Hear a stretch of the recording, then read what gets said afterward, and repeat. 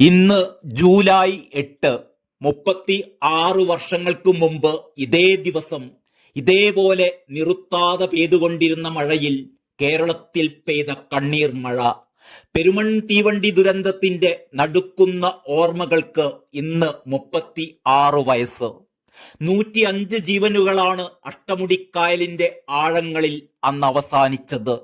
പെരുമഴയ്ക്കൊപ്പം കേരളത്തെ ഒന്നാകെ കണ്ണീരിൽ മുക്കിയ ആ ദിനം ഇന്നും ഓർമ്മകളിൽ തോരാമഴയായി പെയ്തുകൊണ്ടേയിരിക്കുന്നു.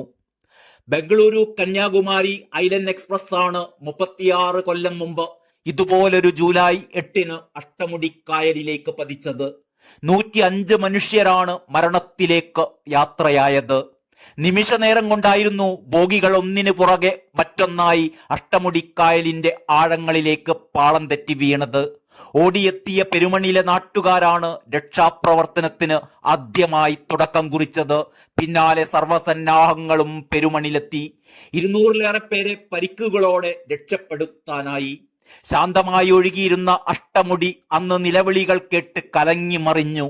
തെളിമയോടെ ഓളം വിട്ടിരുന്ന കായലിന് ദിവസങ്ങളോളം ചോരയുടെ നിറമായിരുന്നുവെന്ന് പെരുമൺകാർ ഇന്നും ഓർക്കുന്നു.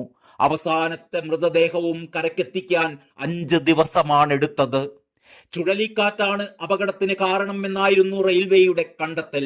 എന്നാൽ ചെറുകാറ്റ് പോലും അന്ന് വീശിയിരുന്നില്ലെന്നും റെയിൽവേയുടെ അനാസ്ഥയാണ് ദുരന്തത്തിന് കാരണമെന്നുമുള്ള ആക്ഷേപം ഇന്നും ഉയരുന്നുണ്ട്.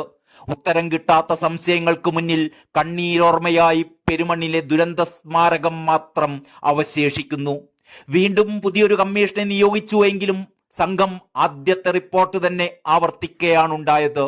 അപകടത്തിന് കാരണം ഇന്നും വെളിപ്പെടാത്ത സത്യമായി തുടരുന്നു.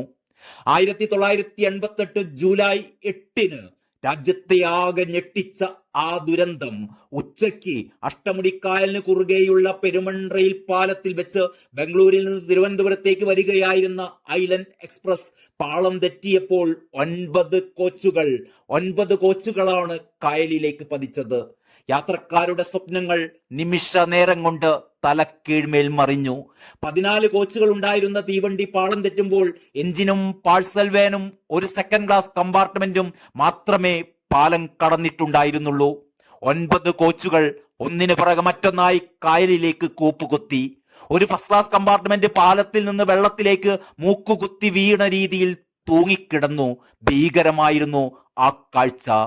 ഇപ്പോഴും ഇതേ പാതയിലൂടെ അതേ നമ്പറിൽ ഐലൻഡ് എക്സ്പ്രസ് ഓടുമ്പോൾ പ്രദേശവാസികളുടെ മനസ്സിൽ ഒരു ഞെട്ടലാണ്.